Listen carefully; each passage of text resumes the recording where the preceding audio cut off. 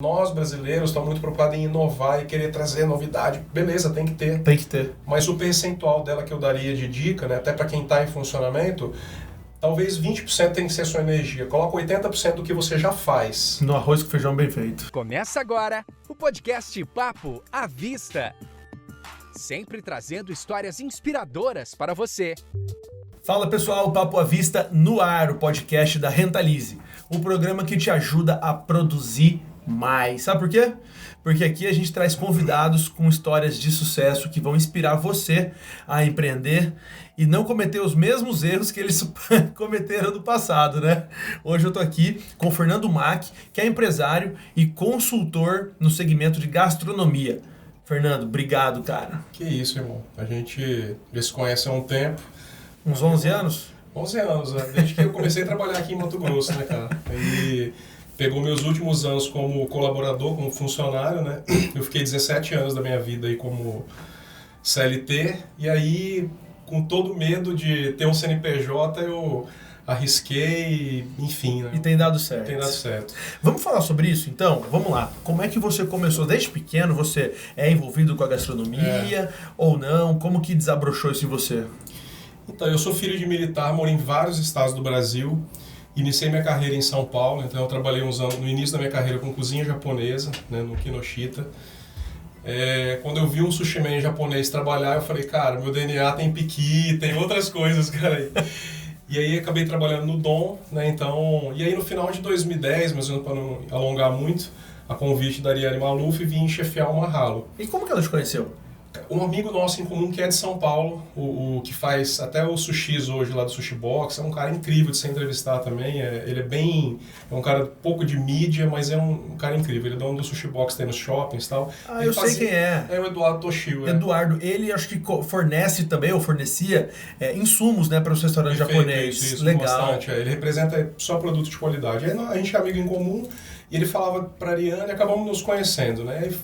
Entrei como chefe no Mahalo, 9 meses depois eu virei gestor geral, né? E aí o Mahalo foram anos de grandes conquistas, eu acredito que somou muito o meu conhecimento de restaurante, um pouco que eu entendi de gestão que estava um pouco guardado. Eu já fazia consultoria para o Sebrae já há anos, era credenciado de Sebrae, então eu tinha pego vários empreendimentos fora de Cuiabá para não chocar, né, com o próprio restaurante que eu trabalhava. E eu via como que é a dificuldade de um pequeno empresário no Brasil, né? Porque muitas vezes eu ia, por exemplo, para implantar um cardápio. E eu via que o problema do cara não estava no cardápio em si, estava na precificação, estava no layout, estava... E eu falava, eu posso ajudar esse cara, né? E eu passava os relatórios para o Sebrae, assim, do que foi contratado para fazer, e passava um relatório adicional, sempre fazia isso, né? E aí começou esse lado consultor. Mas eu tinha muito medo, né? Porque você fica 17 anos com um salário certo lá, né? Que você garantido, né? E os meus últimos anos foram num ascendente muito grande, porque poucos chefes de cozinha, eles sonham em ser gestor. E eu sempre gostei muito de gestão. Mas da onde veio isso? Porque eu entendo que a paixão do cara tá ali na cozinha e quando ele fala, vou empreender para dar mais vazão a essa minha paixão. Isso. Aí é que a paixão dele adormece. Porque ele vai começar a preocupar com conta, com cliente, com imposto. E aí ele deixa de fazer aquilo que era a vocação dele. Perfeito. E da onde veio então essa questão de um cara talentoso na cozinha, que você é muito... Para falar assim, não, peraí, eu também manjo de atendimento, também manjo de fluxo de caixa, gestão de estoque. Como é que foi? Assim, a minha vida, se pegar ela como funcionário, eu nunca fiz só o que pediam, né? Eu sempre quis fazer a mais e ajudar as pessoas. O meu apelido, quando eu saí do Mahalo, era general, né? Porque eu era realmente um pouco autoritário e talvez a maneira até eu melhorei um pouco, porque a relação hoje de consultoria é diferente. Mas eu colocava as coisas no eixo. Assim como as casas que eu trabalhei e estagiei fora do Brasil, por exemplo, o sistema de divisão de organograma de restaurante, né, que a gente chama de brigada, ele vem do exército, né, da França, ele que organizou tudo isso. Então, eu como já tinha isso no sangue, né, então... Influência paterna. Exatamente. Aí, assim, na época foi me dada autonomia, né, então os diretores, né, da Leila Maluf lá do Grupo Brasil, eles falaram, olha... fui ganhando segurança e autonomia e eu fui fazendo. Quando eu vi, eu estava fazendo a carta de vinho, eu estava gerenciando, dando treinamento para garçom e em sindicato e resolvendo. Aí eles me chamaram e falaram, na verdade você já é o gerente, né? Eu só vou te dar o cargo. Eu falei, era isso aí, vamos embora que tem muito trabalho pela frente. E foram anos de ascendência, de faturamento, de redução de custos, de vários trabalhos. E ali eu comecei a criar uma série de ferramental. E aí, quando a minha filha mais velha, que vai fazer 8 anos, ela resolveu, minha esposa estava grávida, eu resolvi trabalhar para mim, né? Eu tinha até meio acertado que eu ia pegar bastante trabalho com o Sebrae, mas quando eu saí, me lancei no mercado, eu estava até escrevendo um livro na época, e eu tive uma demanda gigantesca do mercado de consultoria, né? Grandes restaurantes, né? Eu fiz consultoria na época pro Dom Sebastião e peguei grandes empreendimentos fora daqui, né? Incorporadora, hotéis e tal. 2 gestações ao mesmo tempo. Você gestando um novo negócio e a esposa o filho. E a vida de chefe de cozinha, né? Quem é cozinheiro, na verdade, sabe que é uma dedicação não só física, mental, e eu, além disso, acumulava 2 funções, né? Eu queria ver minha filha, sabe? Eu sabia como é que era. Eu lembro que o Joca, que é amigo nosso em comum, na época, a primeira pessoa que eu liguei foi o Alex, né? Porque eu acho que tem muita gente que quer empreender, que assiste seu programa, que deve estar passando, pode passar por uma situação parecida com essa. Claro. Falar, cara, será que eu me lanço no mercado, monto? E eu tinha muito essa dúvida. Aí eu me consultei com 2 pessoas que eu admiro muito. Uma é o Alex Atala. Liguei para ele. Sem dúvida. Cara, o Alex foi um grande mentor, né? E além de tudo, ele é meu primo, né? Pouca gente sabe, mas ele é meu primo de primeiro grau. A mãe dele é irmã do meu pai, né? Então você tem essa familiaridade com ele e é um cara que ele é referência no segmento não só como cozinheiro, mas como gestor, porque ele tem diversos empreendimentos premiados. Exatamente, perfeitamente. E aí eu liguei pro Ale e falei assim, cara, eu tô pensando em sair, cuidar da minha vida e tal. Dividi com a Ariane, que eu tinha uma relação com ela incrível, sempre tive com eles, né? Com todos os meus chefes. Eu sempre fui muito mais do que um funcionário. Aí ele falou, cara, dá uma pensada bem, não sei o que e tal. Meio que botou um balde de água fria, assim, né, cara? Aí eu falei, puta, cara. Aí liguei pro Joca, fui tomar um café com ele. O João me deu todo incentivo, cara. Falou, não, você consegue e tal. E aí eu... Foi bom que você achou o equilíbrio disso. Falou, eu vou, mas também não vou na loucura. E eu, como eu tinha já algumas coisas meio asseguradas no Sebrae, então eu falei, cara, vou tranquilo, né? Só que eu não consegui fazer nada pro Sebrae. A minha agenda ficou tão cheia. E é o que acontece com a gente até hoje, né? E aí, em 2017, começo de 2017, mais ou menos, eu estava fazendo muito trabalho em Sinop. Tinha gente que achava que eu tinha mudado para lá, porque eram grandes contratos. O meu irmão mais velho também é peça fundamental hoje no nosso trabalho. Ele tinha quebrado, tinha 4 empresas, cara, sabe? Ele sabe o que é perder dinheiro, cara. E a gente sempre se consultou muito. A nossa Cascudo. relação, cara, ele é casca grossa, mas ele é um cara... O Marcão, ele estudou engenharia, mas ele é de processo, é um cara pragmático, ele bota tudo em ferramental, é uma figura, cara. Além de tudo, ele é comercial. Os clientes gostam mais dele do que eu, porque eu sou muito técnico, né? E eu fico muito na solução do problema, eu fico assim matutando, e ele é um cara mais assim, mais de envolver, sabe? Ele é uma figura. Mas o Marcão veio pra cá, pra ficar perto da família, porque meu pai acabou aposentando, minha mãe ficaram por aqui, né? E aí ele veio e falou... Somou na equipe. Cara, eu vou... E quem me falou, eu tenho um consultor financeiro, o Saulo, ele falou, cara, seu irmão tem que trabalhar contigo. Ele está distribuindo currículo, tá um currículo incrível. Foi diretor de empresa de bebida, ele abria franquia. O Marco, ele abriu mais de 40 lojas. Uau! Então ele pegava o cara que era médico, e comprou uma franquia e transformava o cara num empresário. Empresário. E aí ele era muito bom nisso. Aí, 3 meses ele trabalhando comigo, ele me parou um dia e falou, Fernando, você é um gênio, cara, mas vamos organizar isso aqui, vamos. E aí veio minha esposa. Hoje minha esposa trabalha comigo. Minha esposa é uma excelente advogada, foi advogada de multinacional e também saiu na época para cuidar da nossa filha. Hoje a gente está com 2. E Carol, eu sou consultor técnico da Univag. Você sabe, o primeiro contrato que ela foi renovar foi quando a Univag ganhou nota 5 no MEC. No curso de gastronomia. Isso, que eu fiz parte da primeira concepção, né? Porque não tinha nada, nem local do laboratório. E aí quando você recebe uma ligação, né, do Dr. Drauzio, né, dono da Univag, te ligando para te cumprimentar, fala, cara, ó, valeu a pena, é isso aí, é isso que a gente quer, qualidade e tal, que era tudo que eu sempre voltei os meus estudos, a minha dedicação. Aí ele falou, vamos renovar o contrato por mais alguns anos. Eu falei, vamos. Aí eu pedi pra minha esposa fazer, foi quando ela estava começando a trabalhar com a gente. Aí ela criticou o contrato, falou, você faz... Mas é legal você ter não só o vínculo familiar, que também tem os seus desafios, mas essa questão da multidisciplina, né? Perfeito. Onde um é muito bom em algo, outro em outro, e tudo isso se complementa, né? Isso. E foi aumentando o nosso time. E aí na época eu já tinha uma nutricionista, mas ela era prestadora de serviço. Hoje a gente tem duas, né? Uma que responde para o Mato Grosso do Sul e a outra para o Mato Grosso, e a gente tem trabalhos de prestação de serviço de nutricionista, porque eu acredito muito na união das ciências, né? Quando você une, por exemplo, conhecimento técnico de cozinha, de nutricionista, de um cientista de tecnologia de alimentos, de um engenheiro de alimentos, né? Então, isso cria uma força que dá resultados que sozinho a gente não chega. E aí foi assim, a gente começou a abrir estágio para nutrição, hoje a gente tem nutricionista, a gente tem gente de processo, a gente tem gente de atendimento, especialista em atendimento, porque como eu passei parte da minha vida como gerente geral, eu falei, primeira coisa, eu fui cair para dentro do bar, cara, e virei barman.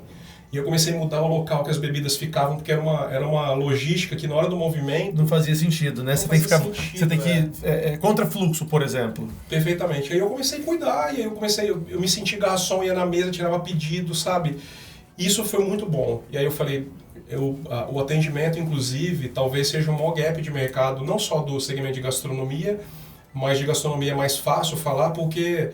Eu, até como consultor de universidade, eu vejo o seguinte, há 20 anos atrás começou a sair no mercado os formados em gastronomia. E a garotada, ninguém fala assim, eu vou fazer gastronomia porque eu quero ser garçom, né? Ou quero ser gerente. A maioria quer cozinha, né? E mesmo sabendo que hoje menos de 20, 25% vão para a prática de mercado, porque o cara se forma, a gente contrata ele muitas vezes como auxiliar de cozinha porque ele não tem prática. Ele precisa crescer num plano de carreira. Claro. Assim como a medicina, a advocacia, tudo. E muitos ficam chateados, né? Então, uma geração hoje incrível, que pensa muito rápido, tem muita informação, mas... não tem resiliência. Não tem resiliência. Não quer roer o osso, já quer comer o filé direto. O filé, exatamente. Você viu que eu já estou falando em termos gastronômicos. É isso aí.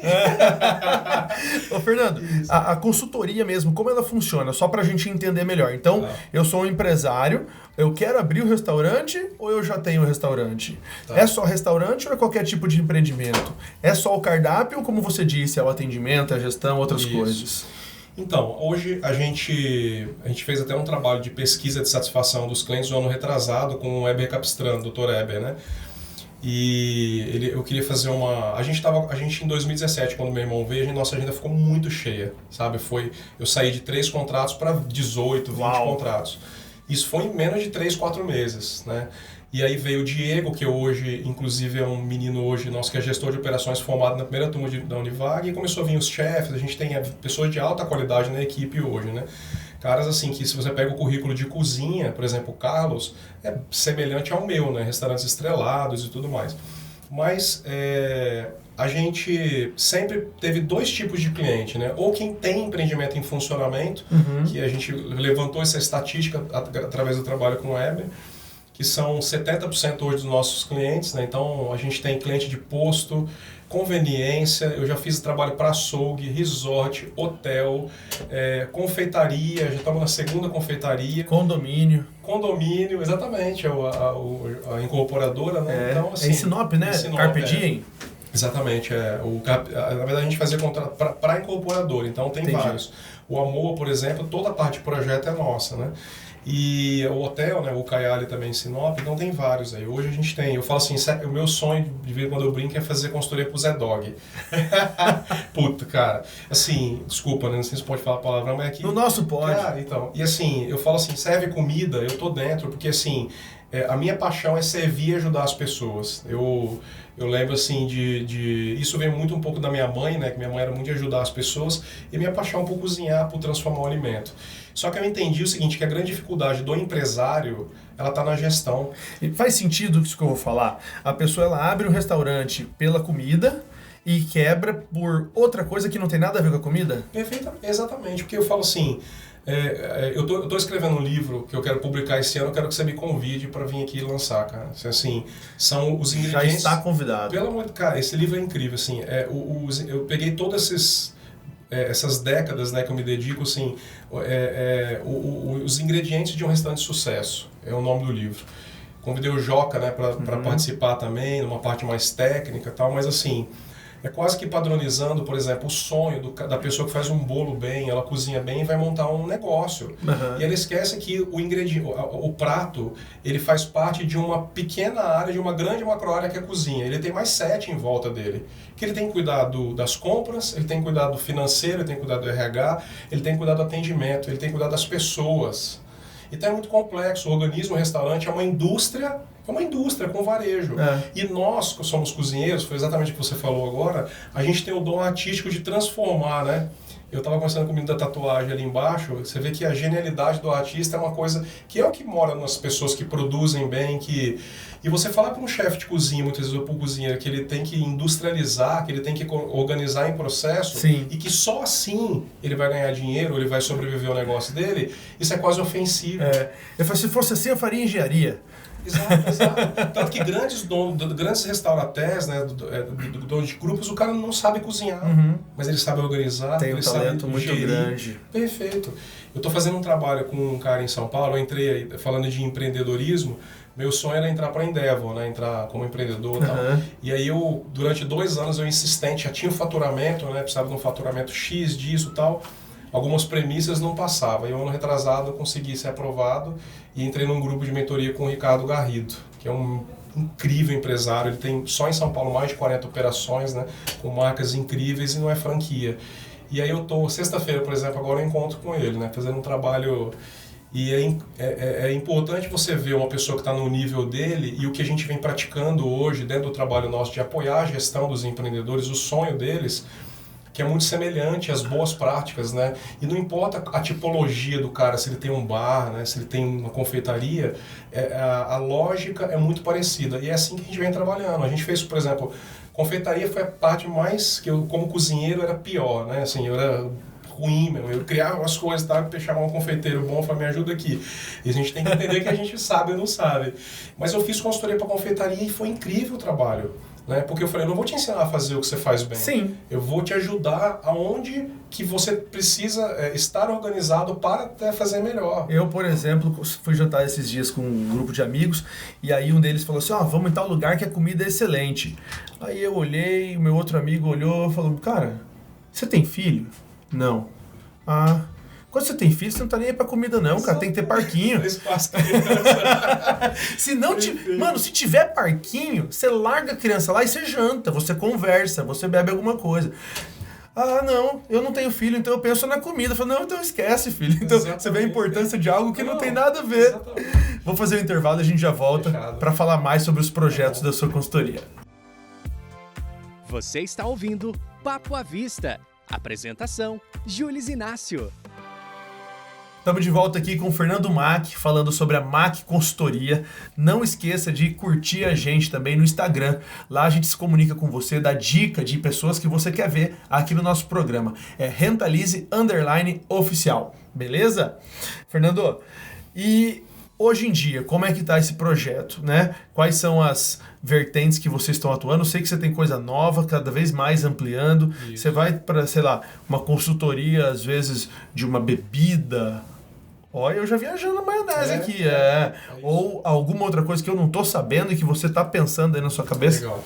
Então, assim, o nosso trabalho, assim, a gente tem, então, empreendimentos em funcionamento, que performam entre 60% e 70%.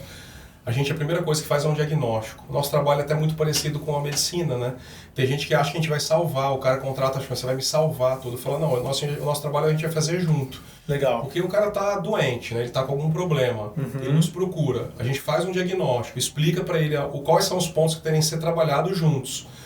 E uma das coisas que eu mais sentia... Se ele for para casa e não praticar... Perfeito, o nutricionista ele te passa a dieta, o médico te passa, toma esse remédio, faz isso. Se você não fizer, não tem como. E o nosso trabalho, a gente ainda, a média de contrato nosso, ele dura 2 anos, mas a gente faz um primeiro contrato de 1 ano. Então ele é muito junto com o empresário. A gente tem didática para lidar com a equipe de lideranças e com os donos, que são os nossos contratantes. E tem os empreendimentos que foram surgindo para implantação, né? Então, o laboratório de gastronomia da Univag fui eu que fiz o desenho. Sim. Na sequência, eu tinha até um cara terceirizado que desenhava os projetos, né?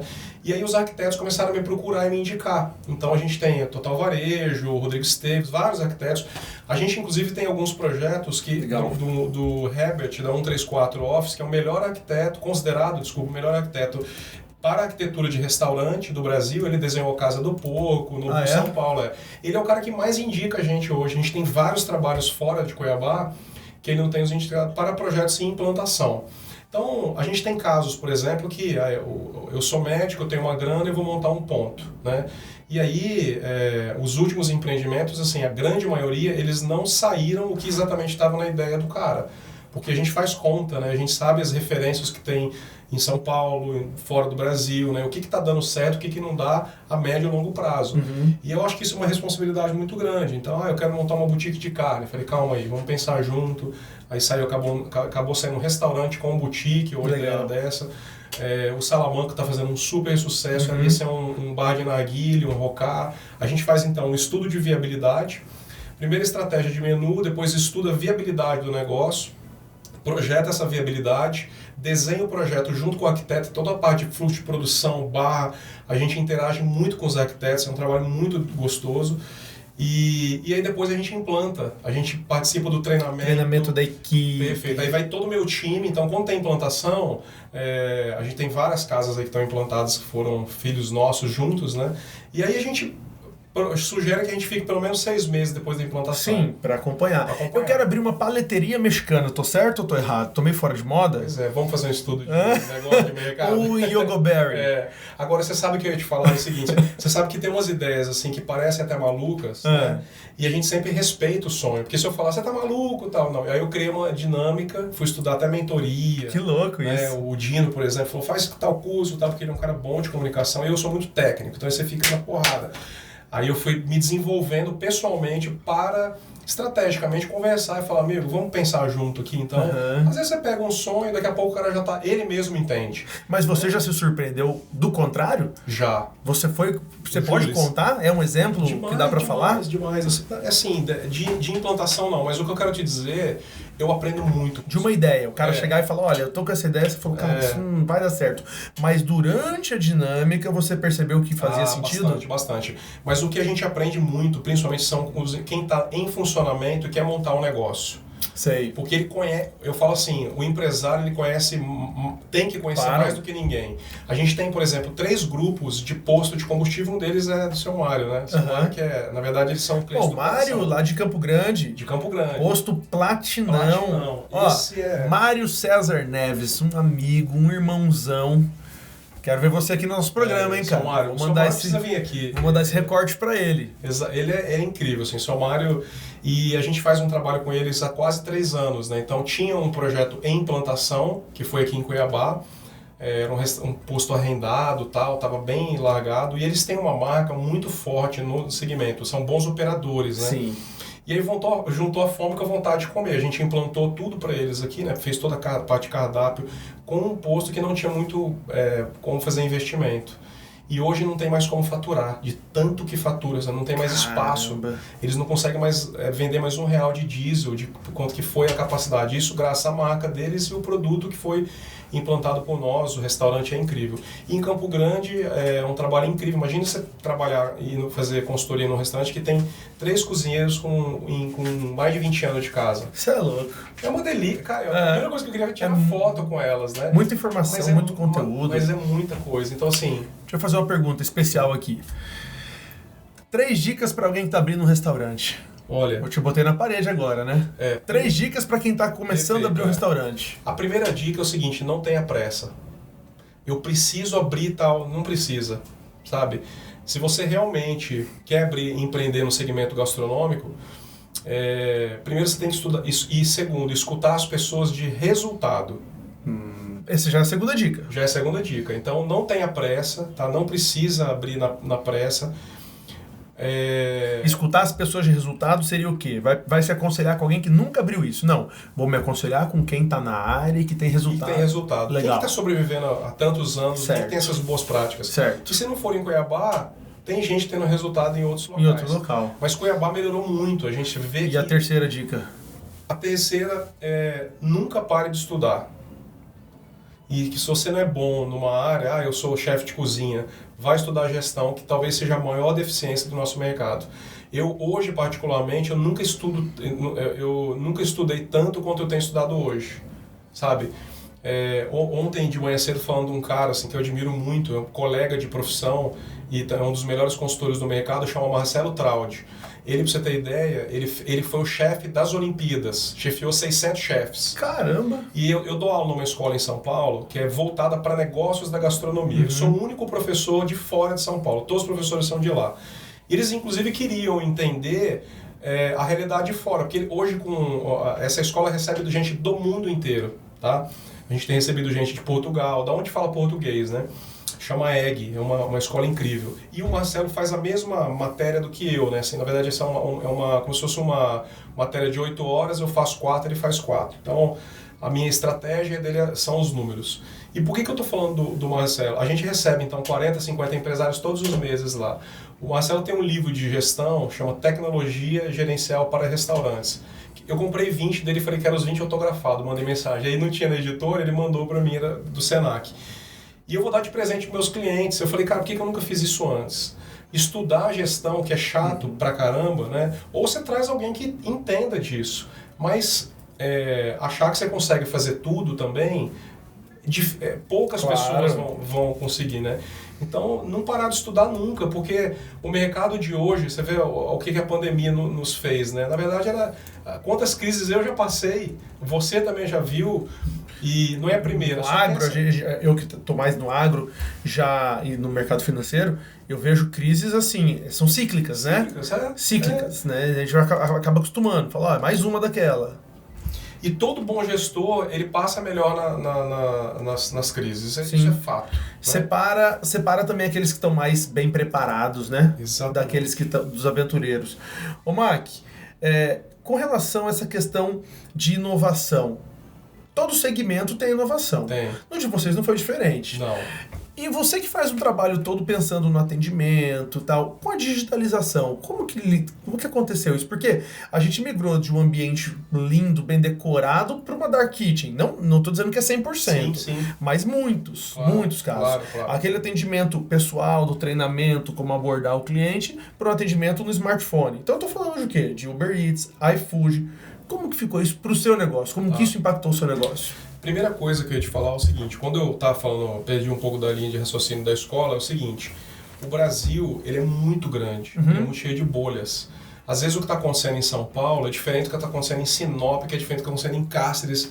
Eu faço a seguinte analogia, a gente atua em Cáceres e Sinop tem populações assim, em quantidade, né, mesmo sendo rural, Cáceres, quase semelhante. Um ticket bem pobre, né, para quem mora lá, pobre assim, baixo, e Sinop um ticket muito mais alto. Né, e como que eu estrategio isso? Qual meu cliente está mais pronto para essa tecnologia? Então, isso é algo a se pensar, né? Quando eu falo com os alunos, a gente recebe gente do Brasil inteiro, sabe? De 20 estados. Então, a gente tem que entender como é que está a bolha regional. Esse é um ponto relevante para o nosso segmento. Então, não tem como diferente dos Estados Unidos, que você pega assim, é muito unânime, né? Quando a tecnologia acontece muito rápido. O Brasil, em algumas regiões, ela demora um pouco mais. Mas, em se tratando de digitalização, essa é a realidade para a facilidade do autoatendimento, que é uma grande tendência, assim como aconteceu nos Estados Unidos já há muitos anos, né? Então, se falava de autoatendimento no Brasil, era meio quase pejorativo. O McDonald's, quando abriu no Brasil, em 82, 83, no Rio de Janeiro, ele fez atendimento em mesa, porque o público não estava educado para isso. É como posto de gasolina. Aqui você está acostumado a ouvir o frentista. Nos Estados Unidos, você vai e se autoatende, exatamente. Então, assim, é muito da nossa cultura, né? Mas com a vinda da tecnologia, frente de restaurante, frente de loja, é algo que já é uma realidade. A tecnologia veio não para substituir, porque a interação... tem o cara mais incrível de atendimento no mundo, né, chama Danny Meyer, mora em Nova York. Ele tem restaurantes estrelados e tem a rede Shake Shack, que é muito conhecidíssima e tal. Hambúrguer. E tem gente até que se decepciona com a qualidade do hambúrguer, mas o atendimento dele, a hospitalidade. E como que ele fez, né? Colocando tecnologia e pessoas para apoiar isso. Então ele não fez nem o atendimento lá 3 estrelas Michelin que ele tinha, mas ele não deixa... Tão frio. Tão frio. Então, assim, essa interação com as máquinas, principalmente a minha filha com 7 anos, ela mexe no celular, acho que os seus pequenos Total. também. Mas muito melhor do que eu. Total. Eu não vejo a hora de terceirizar. Pede o iFood aí, meu filho. Isso aí, então... Mexe tudo melhor, por que já não pede a comida logo? E aí, eu acho que é isso. Outro ganho grande, né, com não só a digitalização, mas a tecnologia, é na parte de custo. Hoje a gente brinca assim que quantidade com qualidade só com tecnologia, né? Isso é um fato. Eu fui estudar tecnologia de cozinha, inclusive na pós da Univag, é a única matéria que eu dou aula, né? É tecnologia de cozinha e com todo respeito, por exemplo, aos churrasqueiros, né? Que fazem aquele método de pitch e tal.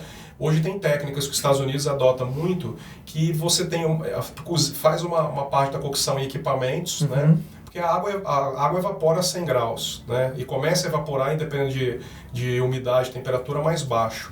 Então você pega alguns equipamentos que cozinham por muito tempo acima disso, você está jogando, porque o alimento tem mais de 80% de água, você está jogando água fora, que é propriedade do alimento e dinheiro. Então hoje tem vários equipamentos, várias tecnologias. A gente fez a consultoria para a empresa de refeição coletiva, que o custo dele reduziu em 40% em 60 dias. Uau! Com técnicas...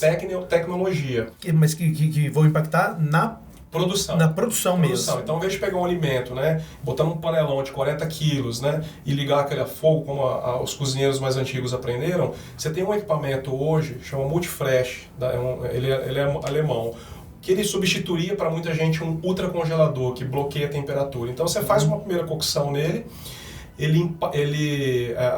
entre 60 graus para cima, né, porque é a temperatura de risco de crescimento bacteriano, mas ele cozinha só até 88 graus. Imagina e pouca gente no Brasil conhece, eu já estudo isso aí tem 15 anos. Tá brincando. Você pega, por exemplo, toda a carne lá, joga nele, tem umas tabelas e tal, e ele vai cozinhar, né? Cocção noturna. Esse mesmo equipamento, ele ultracongela ou bloqueia a temperatura, ele fermenta, pasteuriza. E aí você pega esse produto depois e vai fazer uma finalização mais rápida. Que aí ia selar, por exemplo, numa frigideira. Rapidamente. Certo. Perfeitamente. Então a cocção foi feita nesse equipamento. Por mais tempo, por baixa temperatura. Por mais tempo, as propriedades ficaram mais preservadas. Umidade, temperatura. Até o peso do prato. Principalmente o peso, é o primeiro impacto. Porque prato é peso. E comida seca é ruim pra caramba. Sim. Comida suculenta, né? Gostosa. Então você pega tem carne que tem entre 70% e 82% de umidade. Então assim, esse é um dos processos que a gente vem ensinando. Agora, o empreendimento tem que estar preparado. E quando a gente fala isso muitas vezes para o empreendedor, para você ter ideia, tem empreendimento que a gente já está há 2 anos, ele saiu de quase 20% de desperdício, no segundo ano para 10%, agora está entre 2% e 4%. Uau! Tá? Que está dentro do desejável. Dentro do desejável, até 5% é o ideal. Só que agora que a gente vai implantar esse processo, porque eu não tinha uma equipe e nem equipamento. Então, agora, toda essa redução, né, são quase 70, 80 mil reais por mês de lixo que estava indo para o lixo que não é lixo.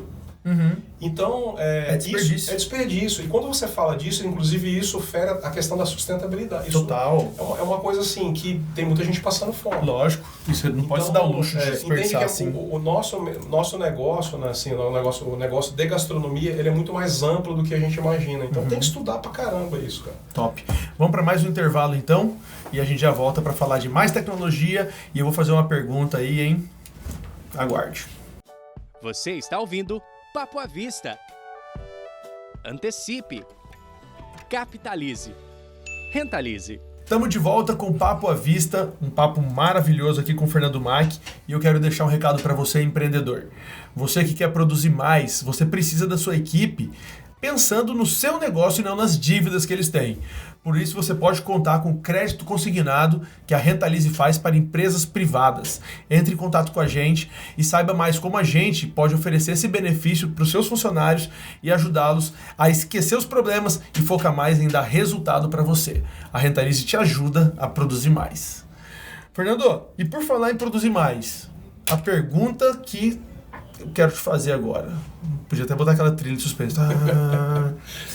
Um erro mortal.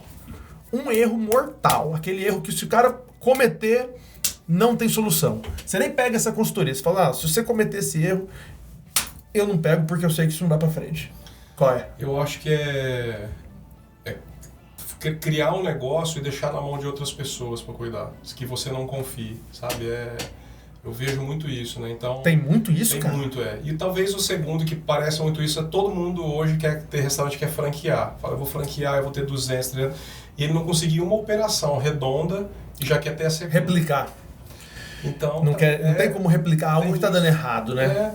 A minha esposa, quando veio trabalhar comigo, no nosso contrato, né, ele tem uma cláusula forte de comprometimento no negócio. Porque acredite, eu já vi gente investir grana e ele acha que é legal ter restaurante, que dá status, né, ele é dono de tal restaurante. E ele não é o comprometido. Eu não tô falando que ele tem que ficar lá fazendo o trabalho do garçom, tudo, mas ele tem que saber do negócio dele, o que está acontecendo. Né? Até porque a gente está falando que é um negócio pequeno, que pode se tornar grande, pode se tornar uma rede. Imagina, comprometimento tem que estar num contrato. Está no contrato. Você imagina ter que ter. Eu sei que tem que ter e que tem, mas você imagina ter que ter isso. Se o cara já se predispôs a investir, a empreender, vocês viram, não cometa esse erro. Comprometimento e jogar na mão dos outros, que também tem a ver com comprometimento. Tem tudo a ver. Aí eu monto em 6, 7, 8 sócios e contrata um gerente lá e coloca, né? E aí não tem nenhum envolvido, né? Então, na verdade, é comprometido, né? Porque o cara tá envolvido é muito diferente de estar comprometido. Ele pode estar envolvido, mas não tá dentro do negócio. E aquele... Você sabe um exemplo de comprometimento, a diferença? A fábrica de omelete de bacon. Não. É assim, vamos fazer uma fábrica de omelete de bacon. Aí a galinha está envolvida. O porco está comprometido. Porque ela põe o ovo e o porco, para dar o bacon, ele tem que... Excelente. Posso usar essa? Pode, né? E ainda tem uma. E ainda tem o bife a cavalo. Que só dá o nome. Só dá. Não tem antigamente quando você só coloca o nome na cartolina? Exatamente. Então, o bife a cavalo é o pior. Ele só dá o nome. Tá aí, bife a cavalo, usa meu nome. Acontece. Por incrível tem tudo a ver. Acontece, né? E é isso, então... E é a história que eu falei do paciente do médico, né? Aí ele fala que o médico que não presta, né? E ele que não seguiu o médico, não fez. Seguiu o nutricionista. Eu acho que tem nutricionista que fala, cara, não fala que você foi lá no meu consultório, não. Pelo amor porque se você é um exemplo negativo, né? Assim, só vê. Aí o cara fala, meu fiscalização. Deus. Meu Deus. Fernando, e a questão da indicação? Você estava me falando que muito disso vem da indicação, do boca a boca. E isso, no mundo... cada vez mais é importante, que é o network. Como que você faz isso? Então, acho que eu sou de poucos amigos, assim, não sou um cara de muitos amigos, pouco de rede social. Eu tenho a mesma quantidade de seguidores aí, tem, sei lá, desde que eu tive aquele canal no YouTube, que eu fiz a coluna pro Media News, tá a mesma coisa, mas eu passo 60 dias sem postar. E o meu irmão, ele cuida do Instagram da empresa, ele vem insistindo há muito tempo. Então, 100% dos contratos nossos, ativos, tal, até todos fora do estado, são através da indicação. Aí a pergunta que o olhar mais antigo, que é o meu, né? Para que eu vou ter um Instagram e ou site se a gente tem uma fábrica que a gente não dá conta de atender, essa é a realidade. Graças a Deus, com a pandemia, que o nosso segmento sentiu bastante, a gente aumentou o nosso negócio. Nos primeiros meses de fechamento, a gente assinou alguns contratos e a gente todo mês recebe contrato novo e tal. E é legal, por exemplo, você pegar, a gente começou, por exemplo, começamos um negócio em Belo Horizonte, né? E aí quando eu fui a primeira vez para lá, para ver o ponto e tal, aí eu mesmo fui, o pessoal me recebeu e falou, queria te contar um negócio, cara. Eu peguei, assisti sua aula, tal, não sei o que, o pessoal te indicou, passou seu telefone, conversamos, conferência, tudo. E eu liguei para 5 clientes seus. Para pegar referência. E ele fez isso com 4 consultorias. A maior do Brasil, que é considerada a maior, que fica em São Paulo, o nosso escritório, e as outras 2 na segunda já. O pessoal, não, porque não sei o que e tal. E o nosso trabalho sempre tem um começo, meio fim, né? Mas o fim, ele não pode ser tão ruim quanto foi o do começo, tão empolgante, né? E aí eu fico muito feliz por você estar em uma cidade totalmente diferente, né? Sendo prospectado, iniciando um negócio. Assim como nosso negócio é muito forte em Mato Grosso do Sul também, graças, por exemplo, ao primeiro trabalho lá do Platinão, eles começaram a indicar a gente, não é um restaurante dentro da cidade, é um restaurante fora da cidade, Sim. que não dá aquela visibilidade, mas o nosso trabalho é esse. Só que há 4 anos atrás, o meu irmão mais velho, o Marcão, que é um cara incrível de se entrevistar também, eu sou fã demais dele, e a relação nossa parece que eu sou mais velho que ele, todo mundo acha, inclusive. E o Marcão, ele é um cara, assim, gênio de ferramenta, né? E o Marcão falou assim, ele assistiu uma palestra minha, que eu fiz num congresso de psicultura, né? Você sabe como eu gosto. E a Luciana Kemi, lá da UFMT. Ele assistiu a palestra, a gente fazia anos que a gente não trabalhava profissionalmente. Foi quando ele estava começando a trabalhar comigo, ele falou, cara, a gente tem que ir para o mercado digital. Esse conteúdo todo que você tem, que a gente tem e tal... E aí começou já essa ideia nossa, né? Que a gente está começando a colocar em prática agora. O João Carlos é nosso sócio, ele é o capitão desse time. E a gente está pegando todas as nossas soluções e estamos montando uma empresa chamada Mac Academy, né? Que a gente está montando... Mac Academy. Isso. Essa eu já ia te perguntar sobre esse envolvimento com o João. O João é um amigo em comum também, um cara fantástico. E você me falou, olha, eu tô com um projeto assim. Então, é isso. É o Mac Academy. Isso, é. Conta mais. Perfeito. O João, eu falo que o João é o cara mais importante da gastronomia que não é chefe. Porque a gente dá muita importância, né, para os grandes chefes hoje, né? Então os meninos aí, você pega, acho que você entrevistou o Hugo, esses garotos, né? O Hugo tá fazendo um trabalho incrível, foi nosso estagiário, foi nosso funcionário lá no Marralo na época, hoje é um grande empresário, tem vários meninos, assim, a gente está muito cheio de chefe e bota luz para todos nós. Muito legal isso. Mas tem pessoas que são muito importantes para o cenário gastronômico que não são os chefes, que não é só a voz, né? E o João tem evento e tal. Ele é professor de gastronomia, né, tanto lá da Univag quanto da Uni, que faz anos, né? E a gente fez amizade, né? Então viajamos junto até pro Peru, foi presepada pura, né? Obrigado, João, se estiver assistindo aí. O João é uma figura. Essa é a única vez que ele fica bravo comigo quando eu conto essa história, que ele organizou toda a viagem, mas uma hora a gente conta isso aí. E o João, há um tempo atrás, a gente sempre quis pivotar algo junto. Vamos fazer alguma coisa junto, vamos ter aquela vontade. E a coisa foi natural. Hoje ele é um consultor associado nosso, ele faz parte do time da MAC, do núcleo estratégico. Então essas definições iniciais e também ele faz mentoria, sabe? Ele é um grande apoio nosso e a gente está de sócio agora desse projeto novo, né? Porque ele e o Diego, que formou na Univag, o Diego ele é uma máquina, cara. O moleque entrou com a gente com 22 para 23 anos, ele tem 27 e ele é um gênio, cara, o moleque, sabe? Ele tem esse olhar garoto, mais novo, né? E ele se dão super bem. O Diego chama ele de professor, né? E hoje são sócios, cara. É muito legal isso, né? Isso é uma coisa que a gente fica... A nossa reunião de planejamento, que é toda segunda de manhã cedo, ela é uma diversão, cara. Porque, assim, é uma energia muito legal, né? E os nossos clientes sentem isso. O nosso relacionamento com eles. Então, a gente montou esse... E eu só estou de participante. Porque eu acredito muito no que deu certo. Assim como eu vejo restaurante vai fazer sucessão, por exemplo, né? Ou qualquer negócio faz sucessão. Às vezes o cara tem que tirar o corpo fora e falar, deixa essa garotada mais nova, ou quem sabe, para dar espaço. Foi o que eu fiz, né? Então, eu sei de tudo que está acontecendo, mas eu falei, pessoal, só me ligam no dias para gravar o vídeo. Então, a nossa ideia é o quê?